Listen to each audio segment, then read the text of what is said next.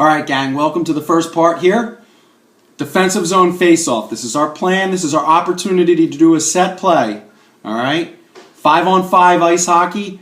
We got the right side of the ice over here. We've got the left side of the ice over here. Our goalie over here in this net, okay? The opposing goalie is up that way. So defensive zone face-off, very important face-off here. How this is going to set up like this. The opposing team is going to be the X's there. We're the defending team. This is how we set up. Center, of course, goes here to the face-off dot. Right defenseman, all right? He's here on the right side of the ice at the hash mark, okay? We have two wingers in the slot. The right winger is to the right of the left winger. So you got to know your left and right here, guys. Right winger, left winger, two wingers in the slot. Lefty hangs out in front of the goalie, but tries and makes sure, and the goalie needs to communicate, that this defenseman is not screening the goalie's vision. The goalie needs to be able to see the puck drop. The plan, this is what we do if we win the face-off, okay? If the puck comes back in our direction. The idea here is this, is always, there's no option here for the center. The center has one option to win the puck, so there's no open plan here. The center, the whole intention here is to win the puck back to the corner.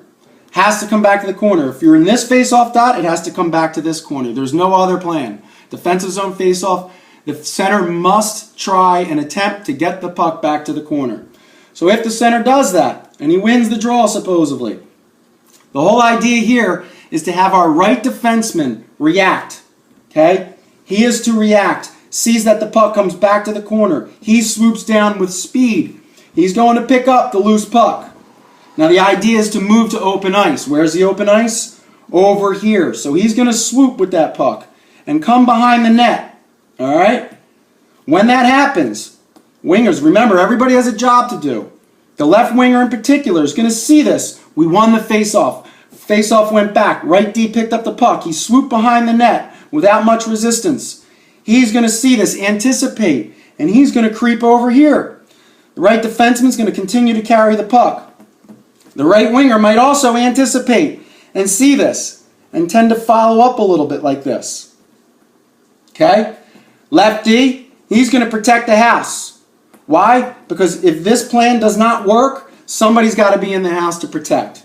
Right D here has the puck. Okay? Left winger's now over here. The idea is that the right D can bring the puck up, then potentially make a pass up the boards to the left winger. Left winger goes up with the puck. The right winger is going to come in for support and swoop on up. So this is the right winger. This is the left winger. We've won the draw back to the corner. We've moved to open ice. We've come up. Okay? Center can sort of read the play. He can kind of come over and get involved with the breakout. So now we've got our three forwards moving up the ice. The right D can then move up the ice with the forwards. When we successfully get out of the zone, our zone here, the blue line, when we successfully get the puck across the blue line, the left D can start to engage and move up ice with the forwards. However, he's going to be an insurance plan. As the puck moves up the ice, he can creep up the ice a little bit, unless there's an opponent there. Once we clear the zone, D move up with the forwards, we're on a breakout. Puck goes back to the corner. We move around to open ice and get out of the zone. Defensive zone face-off. That's when we win the draw, 5-on-5 hockey. All right, guys. That was defensive zone face-off, 5-on-5, where we won it good back to the corner. It was our opportunity to make a set play. That is the set play. That's the perfect scenario. If the center winds up winning the draw back, but it doesn't go perfectly back to the corner, say, for instance, the puck sort of creeps over this way. Okay? What we can do is improvise. The left D can then swoop in because he's closest to the puck. So maybe the left D picks up the puck like this and comes around. Left winger comes up here, right winger, and then it would be the same exact thing that we did before, except the left D swoops in to pick up the puck. Which means that if that happens, this right D would just have to come and take the left D's place. Because remember, we have our insurance policy. We're going to have a defenseman in front of the net, picking up any opponents, making sure that they don't get any rebounds. So if the puck comes back like this, left D can pick it up. Now say, for instance, the puck just dribbles around here. Okay? Center. You're going to want to tie up the other center. Make sure that he doesn't get the puck. All right?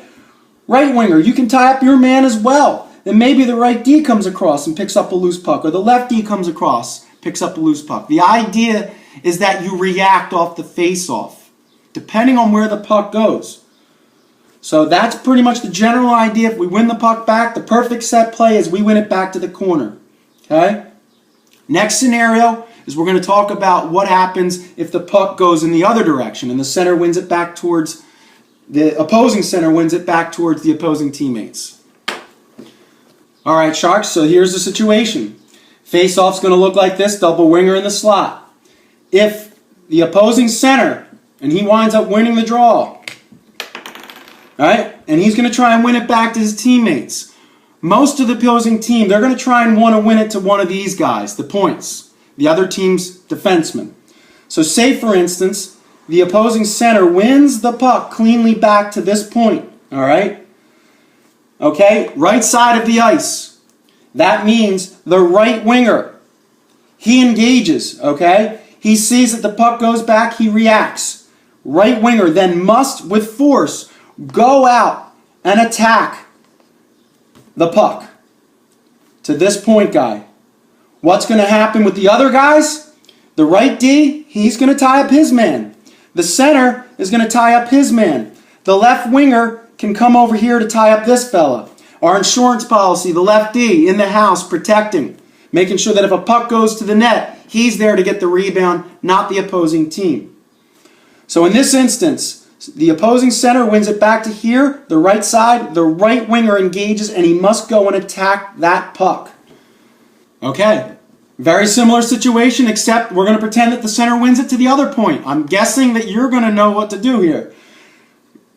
The center, the opposing center, wins it back to this point, the left side of the ice.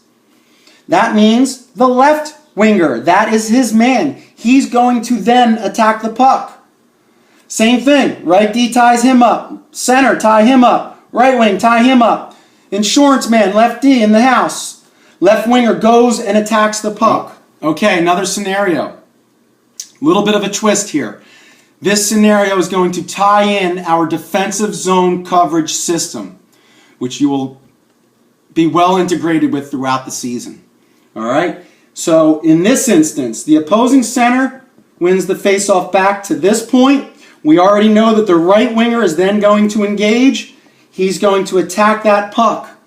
Now say, for instance, the opposing point guy who gets the puck here then decides to pass the puck across to the other point guy. The right winger is not going to chase him. The right winger is going to come back to the house. The left winger is then going to go up and go after the puck. So you each have a specific point guy that you're responsible for. If the puck comes across to this guy, right winger back to the house, left winger engages and goes up in here and attacks. Another scenario for if we sort of lose the face-off, if the puck goes back towards the opposing team. So the first couple scenarios, the puck went cleanly back to the other point guys. Again, if the puck, it's not perfectly going to go like that all the time. If the puck happens to dribble over here or over here, the whole idea is that whoever's closest to the puck needs to go and attack it. So the puck drops. Sometimes the puck drops and all the center does is try and win it back, and if he doesn't, he's got to tie up the other center to prevent him from getting the puck, which means the wingers need to engage. If the puck kind of creeps over here, the right D he's eligible to swoop in to go after that puck, and the center can tie up his man. And that means a right winger can creep over here for support, and the left winger can pick up the opponent here. If the puck goes here, okay, maybe the center charges right after it. The idea is that you go after the puck, and if the center goes after it and this opponent follows, right winger can get in there. He can get in and help. Left winger can come, cover this point. Even if the left winger gets involved, the lefty can always come in and pick up opponents in front of the net. So if the puck comes around this area, wingers react, center react, do something, tie up a man, go after the puck. Same thing if the puck comes back in this area. Swoop back, pick up the loose puck, come back around the net, go for open ice. Those are pretty much the scenarios for defensive zone face-off, all right? That's the deal. Now we're going to move up into the offensive zone. I'm going to show you what we're going to do if we win the draw and if we lose the draw.